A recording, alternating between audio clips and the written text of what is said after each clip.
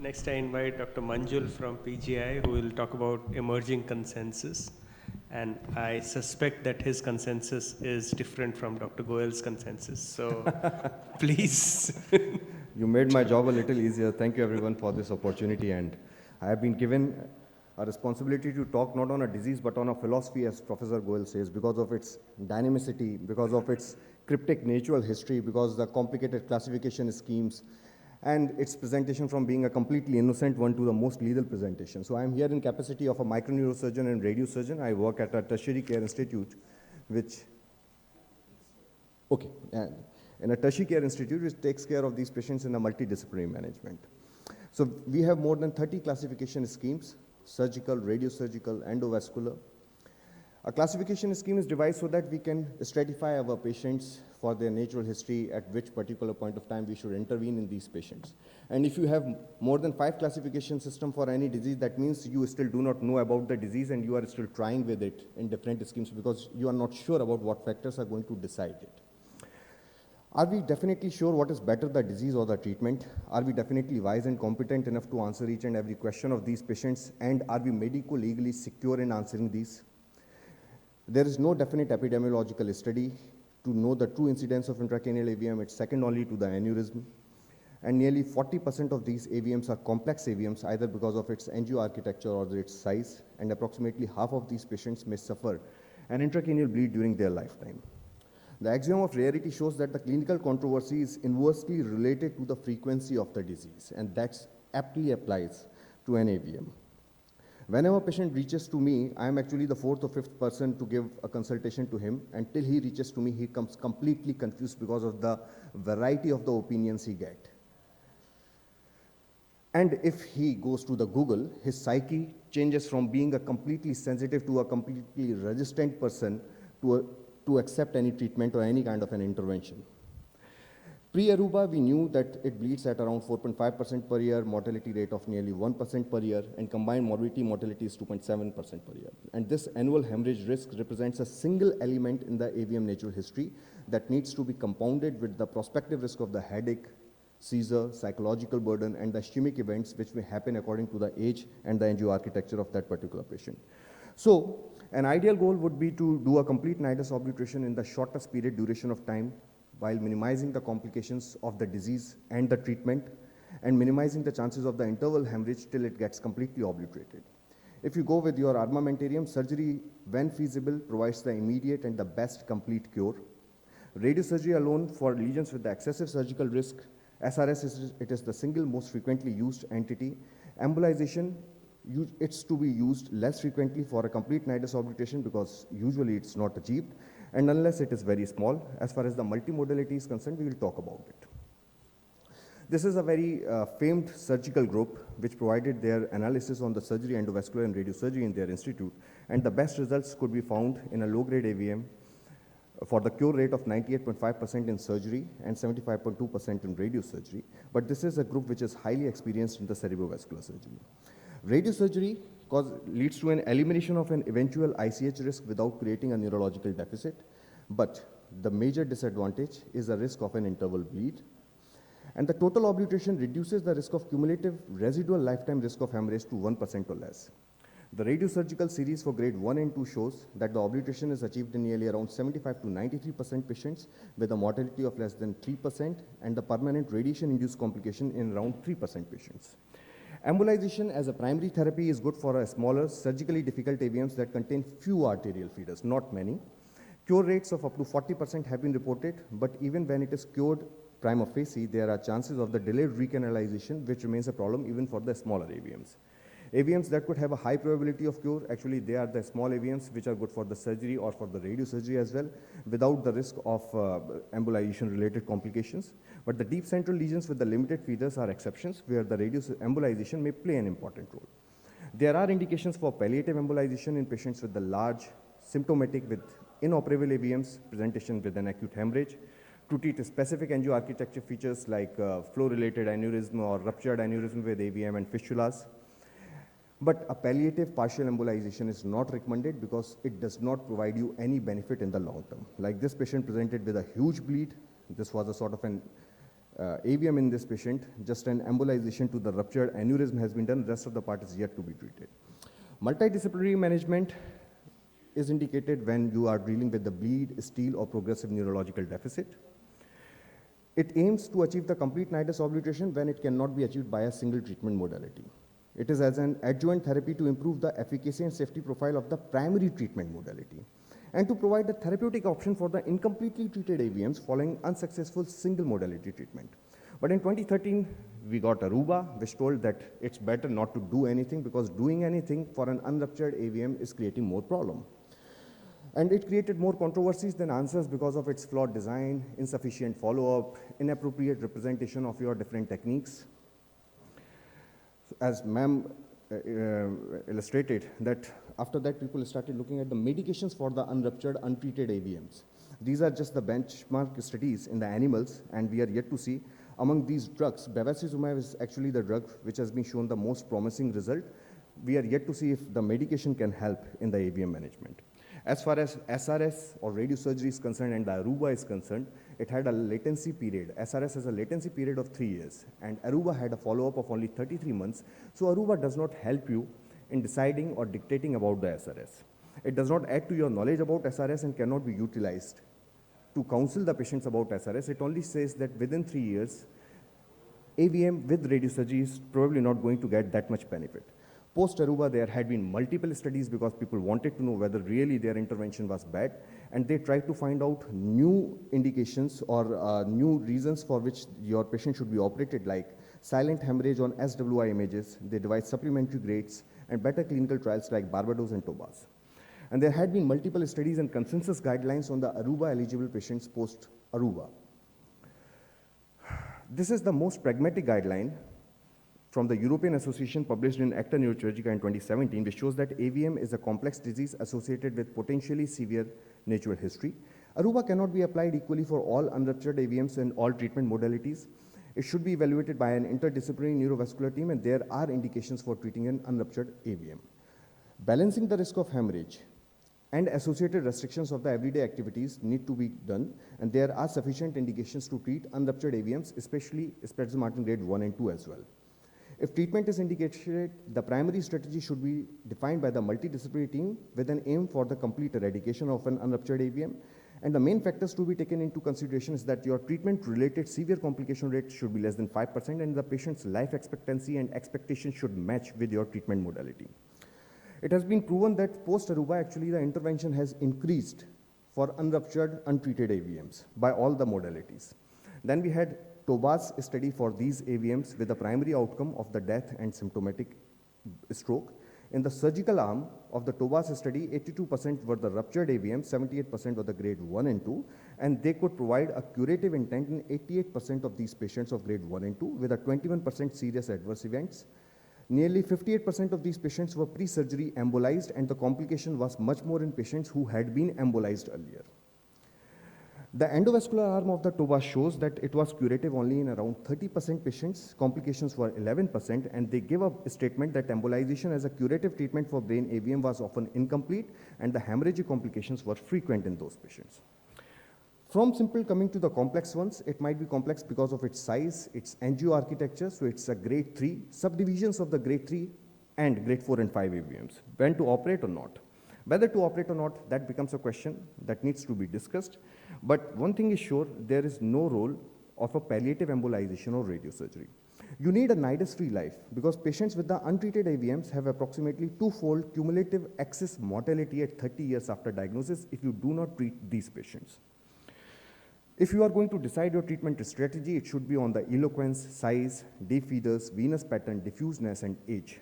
But the size becomes an important criteria here because whenever the size increases, it usually encroaches on your eloquent area and it starts taking the deep feeders, which become a surgical problem. The only factors which should be counted at the high risk are the deep venous drainage, single venous drainage, intranidal aneurysm, high flow fistulous connection, and evidence of the sentinel bleed on your SWI images. The deep white medullary fetus is the biggest problem with the radiosurgery. with the surgical intervention of these patients, because it becomes technically difficult. You need to dig in the white matter that leads to the postoperative neurological deficit, and that leads to the postoperative hematoma in these patients. And it has been recommended that if there are multiple deep white matter feeders, surgery is not recommended and gamma knife should be done in those patients. These are the dirty feeders, lenticulostriate artery feeders. Endovascular embolization in these patients leads to complications much higher than any other treatment modality, and the safest and effective becomes the gamma knife in those patients.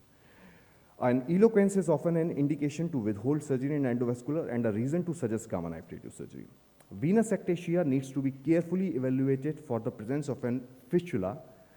There is no consensus how to deal with these patients, but for the flow reduction and the volume reduction, you can use a pre-intervention embolization.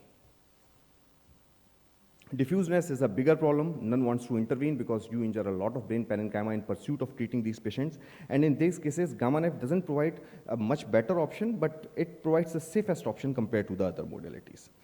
So the multimodality management, we have many surgeries predominantly for grade 1 to 3, non-eloquent locations. Endovascular embolization typically for grade 1 and 2 with the realistic goal of the complete nidus obliteration, or in some cases of 2 and 3.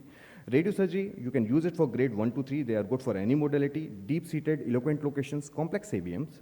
You can combine the approaches when you have failure from the prior interventions, or typically for the most difficult and the surgical ones. Preoperative embolization definitely reduces the intraoperative blood loss and reduces your operating time, but the choice of preoperative embolization must be balanced against the complications. Complications might be severe, like the ischemic stroke, hemorrhage, venous hypertension. And these complications have been reported in the range of 6 to 33% with a mortality of 0 to 3%. I am personally against combining the radiosurgery and embolization because it makes the nidus definition difficult. It is often incomplete.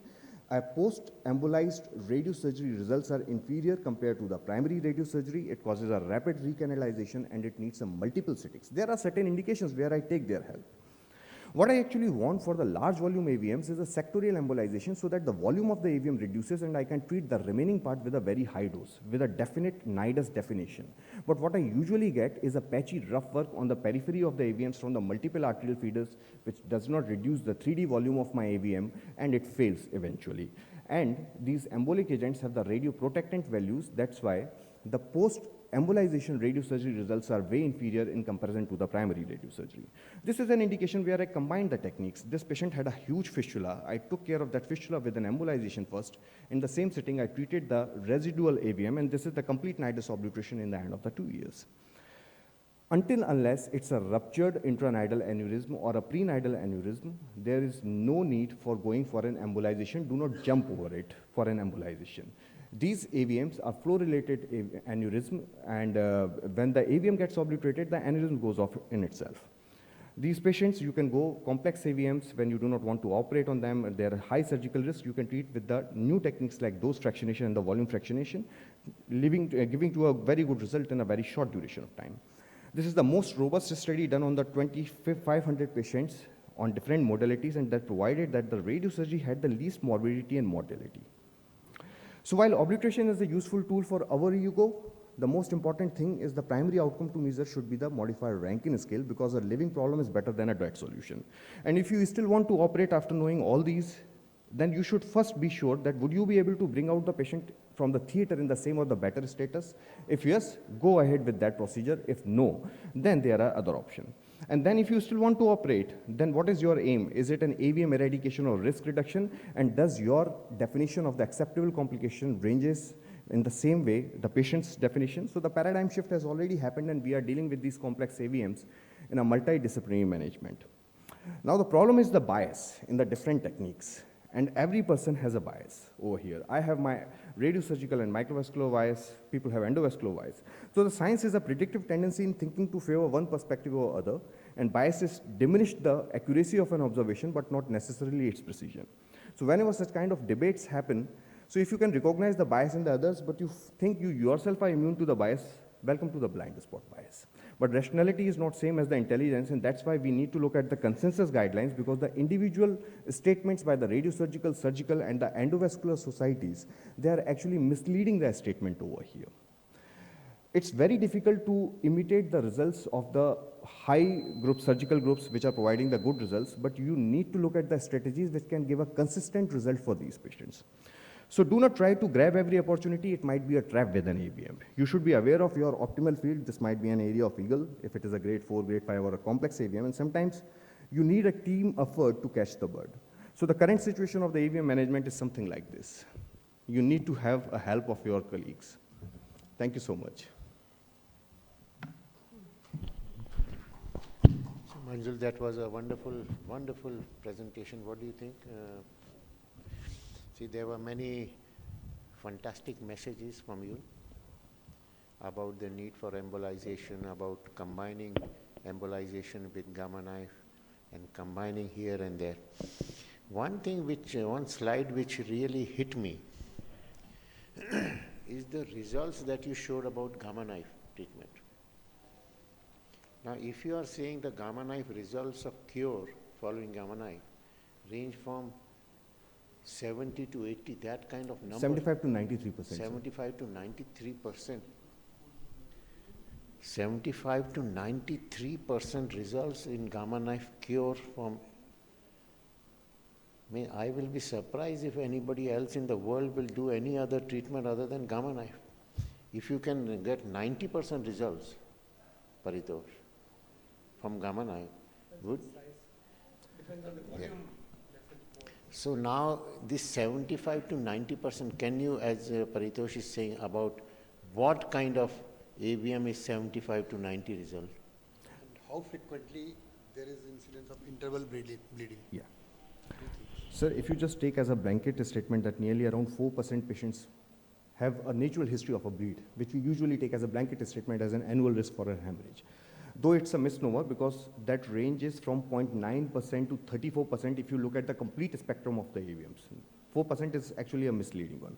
Post-radiosurgery, interval time till it gets completely obliterated, this reduces to nearly around 54% of this natural bleed. So there is 1 to 2% of the interval bleed is definitely seen even after the radiosurgery. And I myself have suffered from nearly around 8 to 10 patients who bled in between before getting completely obliterated, and 2 of them died actually. One thing, we'll listen to what Paritosh says about embolization. One thing is completely clear, that if you can operate, you operate, as you also said. Yeah. The question is whether you can operate or not, and whether it is operable or not, and whether the dangers are far too many than the possible cure. And this depends on the individual surgeon rather than the individual AVM. So as I have mentioned on several occasions, AVM surgery is the last chapter of neurosurgery. Of course, there is technique involved. Whether you will be able to finish the job when you have started, that feeling has to come before the operation. You cannot decide during the operation, no, I'm sorry, I cannot operate, and you leave the bleeding going on. So that understanding of AVM, which I feel is absolutely critical in the surgical management, is the assessment of the surgeon himself that yes, this is operable and I can finish the job. And there is no role at all of having some ego or some pride or overconfidence or hyperconfidence. Yeah, I can do it. And during the operation, you create a mess of the whole story. So surgical issues are too many and too big, but that is the treatment which is curable and final. But it is difficult, and you can have, no matter what your experience is, what your number of cases you have done and what you have shown in meetings and all, you can have complications during surgery and you can have disasters.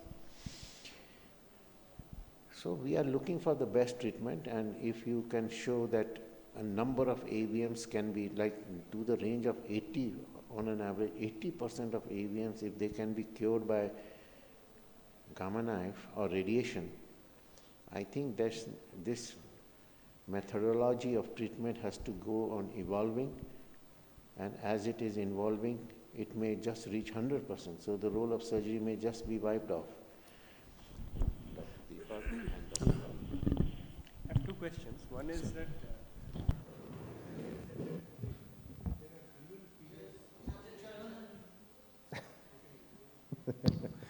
If there are dural feeders to the AVM, that reduces the efficacy of radiosurgery. Is that a correct statement to make?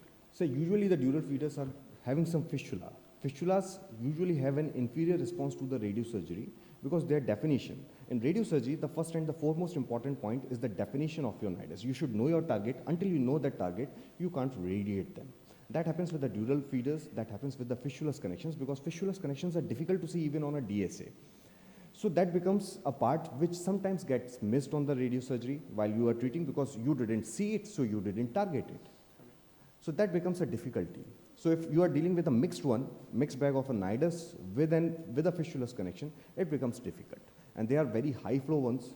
So it's better to treat them with an embolization first, reduce the flow, reduce the volume, whatever, because if it reduces the venous ectasia, it reduces the volume. So the rest of the volume you can easily treat with a good dose of the radiation, and that translates to a good result. The other part of my question is that everybody here beats Aruba all the time, but nobody has, Aruba has 223 patients. Is there a plan from Radiosurgical Society or a consortium of radiosurgery people to have another trial which has, one second, which shows that your treatment is better than the natural history? So I mean, retrospective data, prospective data, all of them have their own own problems, you know. As I say, if you see an individual embolization series or surgical series, they will show you a complication rate of 2%. But if you go to Aruba, they will show you a complication rate of 30%. Same way with aneurysms. If you see aneurysm data, the poor outcome study in most surgical series is 10%. But we saw from Brad trial that it is 35%. So randomized controlled data at least is pure. Whether you have, because somebody else is doing that, a blinded observer is taking the data. Surgeon himself is not saying, oh, fine, MRS. So my answer to this complex question is that you can never have an RCT, you can just maintain a registry. And we should all maintain a registry of these patients. We should follow these registries for 1 or 2 decades and then we should analyze. RCTs is out of question for these diseases, looking at the biases, the complexities and the veracity of the presentations, the variety of the presentations with these diseases are coming to the multiple places. So you should just maintain the registry. We all should maintain a registry. Let's pull up our data after 2 decades and then see it. There is no way we can have an RCT.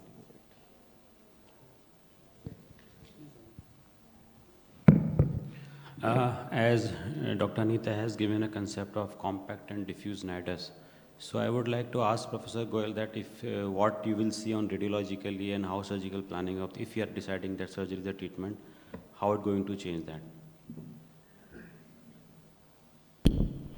See, there are in AVM surgery, there are too many issues to be understood prior to considering the possibility of surgery. In my estimation, the most important issue is the rate of flow of AVM, high flow or low flow. That is one issue which is absolutely game changer during operation. And there are several indicators of which AVM is high flow and which AVM is not such a high flow. For instance, AVM which has bled is a high flow AVM.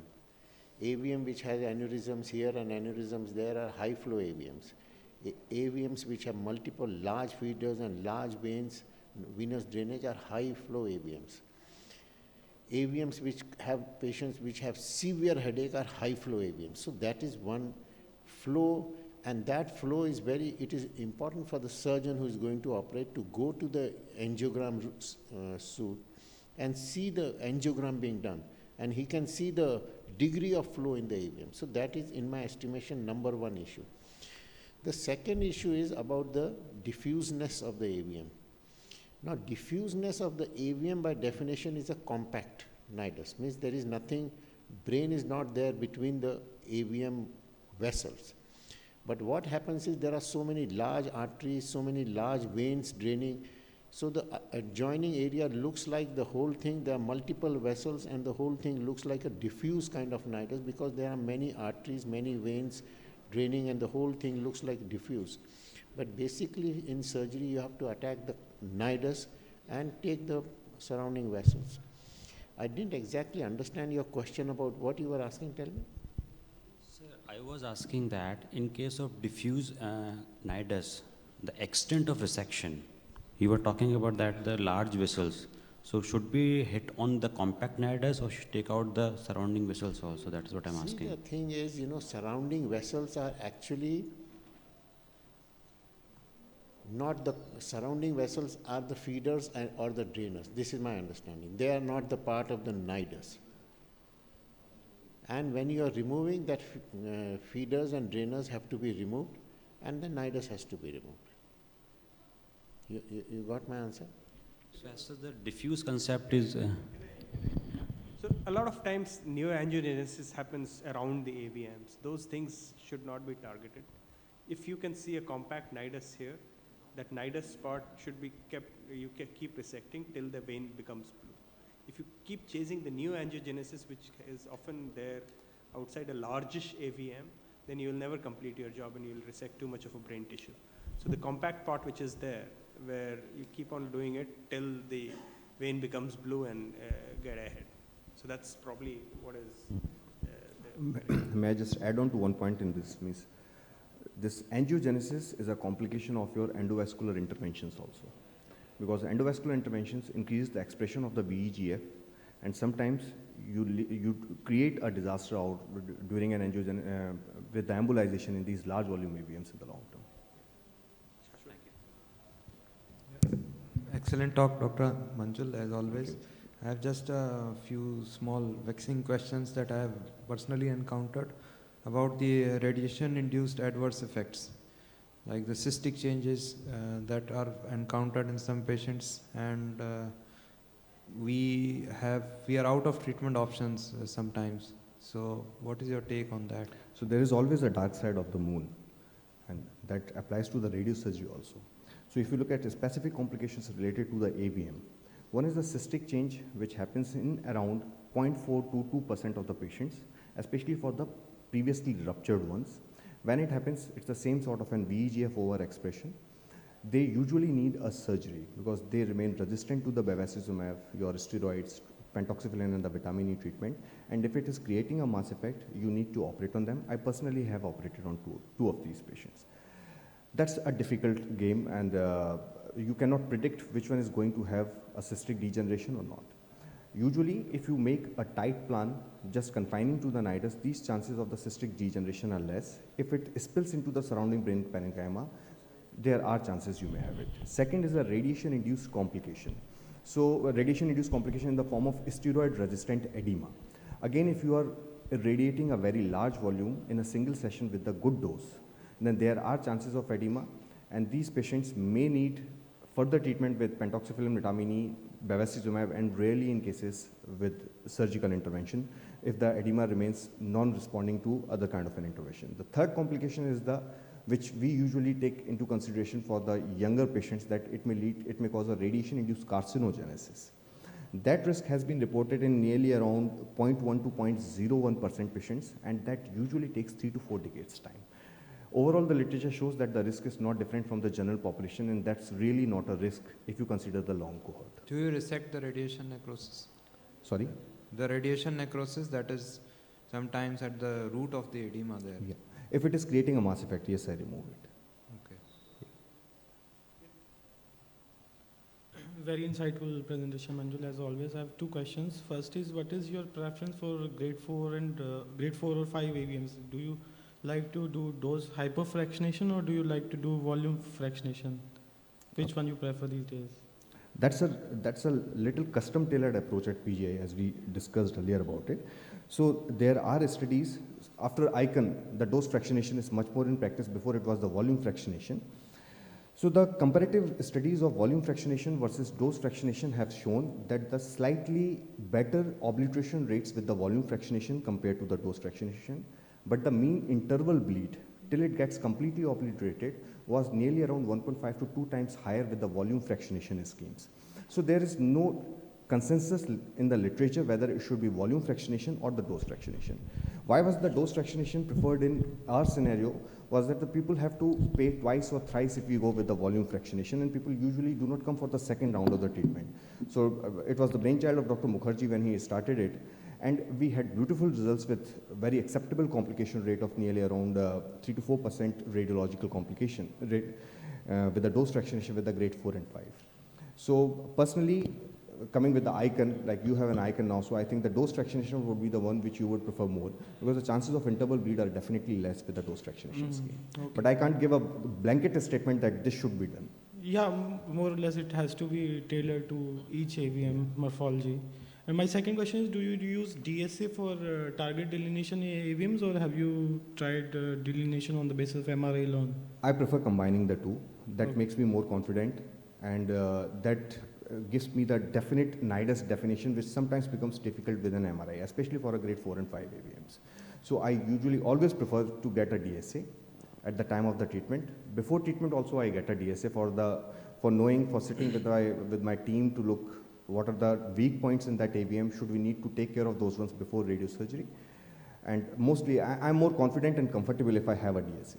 For small AVMs, we have shifted to MRI-based planning. Yeah. But for larger AVMs, we do get DSA because then the target volume decreases and the total dose decreases and the complication decreases. Thank you.